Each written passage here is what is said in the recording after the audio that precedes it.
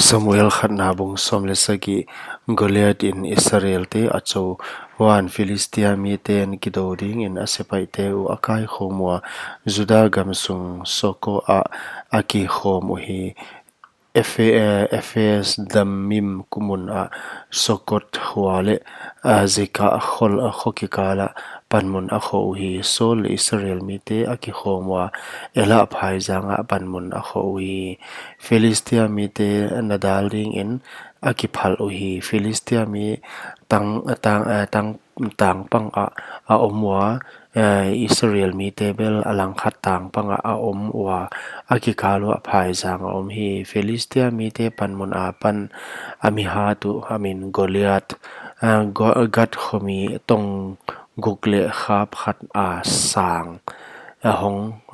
pot khia hi dalu khu a khu a om pho asil a om pho gigdan dal sekel sang a hi angal a dal ngal pho abuna anung zanga dal tita akwa hi atei pe siam kol bang ahi a atei lu bel sik sekel zaguka ki kahi apho papa ama a apai hi ading a Israel sipai te asama akyang wa abangzia ka kidodia hong kiphal na hi wa ke Philistia mi no sol sikha na hi kayu mo na kitelun la kakyanga hong pai suk hen mi kiteluna ka kyanga hong pai sukhen hon suala hon tha ale na sikha un ka om dingu himale ken ka zo a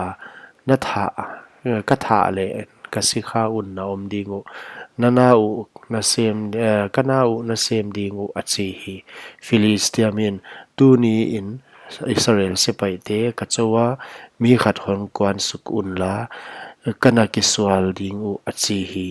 Sol Israel teng in huai Philistia mi thu gen aza kun alung lel wa lau pet mai na lau hi Sol gi aphola David hu chi in David tu Juda gama Bethlehem a Ephraim mi Jesip tapa hi a aman tapa giat ane hi Sol hun lai a am lain ama upa in tek tak a hi hinta hi Jasi tapa upazo thumin kidona a sol azoyu hi atapa thum kidona a hote min au papen Eliab azoma Abinadab athum na sama ahi David ana pangpen ahia au thum ten sol azoyu hi Bethlehem a apa belam kem in sol kyanga pan David avaho hi Philistia mi in zing sangle ni takin avanai Israel a ni som le sum avakitak lang Israel hi jase in atapa David kyanga vai mim kan ipha khat le hiai tang ho beu som po in la na u te kyanga agya mun wa va ho pi pa in bong noi dat khal som ap khat som apol wa sang khat heu tu pa a ding in puakin la na u te bang chi na muwa va enin la atan chinu theina bang hiam hon pua in a chi hi solin amaule Israel mi teng Philistia mi te do ding in ela phai changa a om hi zing khang in David athowa belam ching mi khat akem sakhi Jesse in thu apiak dung zo in apua akwanta hi kidona muna pot khelel sepai te kidodia aki ko zua lai takun ama kang talai omna mun avatung hi Israel te le Philistia te Israel te le Philistia mi te kidoding in anaki hungwa sepai ana ki gal sai uhi Israelin akem mi khuta David in akem mi khuta avan akoya sepai te kyang lam avataya asangam te chibai ababoki amaute hopi lai takin ngain ami hatu gata Philistia mi amin Goliath Philistia mi te sepai pol laka pan hong pai suka athu gian ngei ma hong gen non hi huai thu David in azata hi Israel mi teng in huai mi amuun atai ke kwa lau pet mai na lau hi Israel mi ten huai mi hing hong kwan khia namu hia Israel mi te chaw dia hong kwan hia a hi kwa peu ama athat kumpipan nak pi takin sum lam in a hi hau sadia atanu apeding apa in kwan Israel laka azalian sak ding a chiu hi Davidin akyanga ding te kyanga huai Philistia mi thata Israel min siana lamang mi bang chibol a hi dia wai hai zek sum lo Philistia mi kwa aya a hi pathian hing sepai te a chaw vial ma achi hi mi pi ten hu chin adongwa ama that pe uma kagen bang wa bol a hi ding achi ui au upa pen Eliabin mi te kyanga athugen lai anazahi David tunga Eliab a he kuya bang ziaka hong suk na ya gamda ya belam tam lo omte kwa ching sak na ya naki sak thei dan le nalung sim hoi lo dan ka thei kido ending bang in na hong mo ngo ka achi Davidin bang kahi a ahia azia komlo om hilo bang kahia bazia kom hilo a hi mo achi aman midang lam al angat san a again ngi ma again hi mi pi ten ama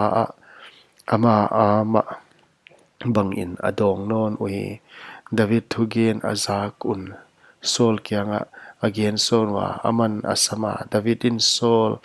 kyanga ama aziakin kwa ma lung sim lung lel ki he na sikha in wai Philistia mi kavaswal ding achi Saulin David kyanga nangzo wai Philistia mi Saul ding in nakwan thei ke ding wal no phet na ya amala awal no tung apan gal do siami ai ngala achi Davidin Saul kyanga na sikha in apa belam ching lain humbinel ka hiam vompi hiam ahong kona belam hon lakapan belam no aman hi kadel zoya kasuala akamapan kahun khezel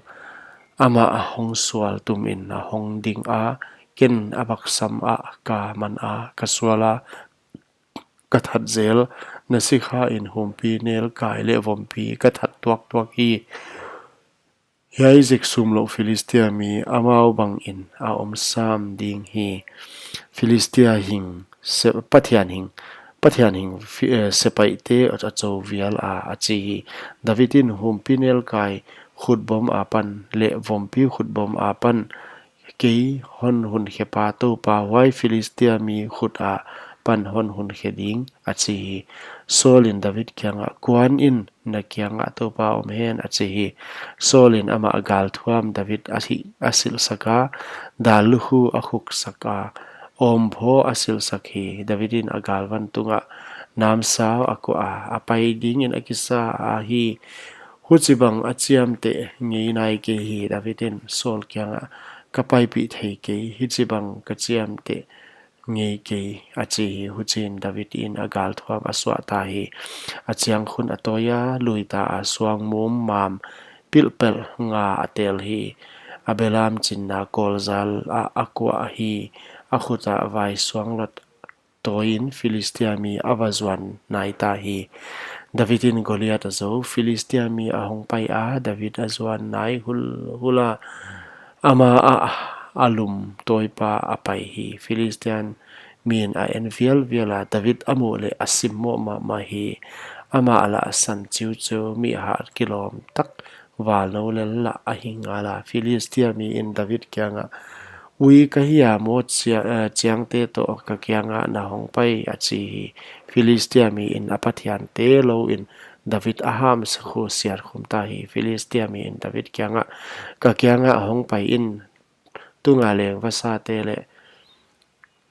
gamsa te nasa kana sagding achi David in Philistia mi kyanga nangzo nam sao te le lum to in na hon kwana